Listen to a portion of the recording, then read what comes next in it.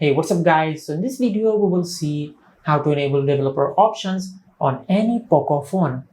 Now to do that, just open the settings app. Now from here, scroll down and tap on additional settings. Now from here, just scroll down. Now as you can see, developer options is currently not available. Now from here, go back. Now from here, scroll up and tap on about phone. Now from here, just tap on the OS version a few times until you enable developer options. Now once you enable developer options, just go back. Now from here, scroll down and tap on additional settings. Now from here, scroll down. Now from here, just tap on developer options. Now as you can see, this is how you can enable developer options on any Poco phone.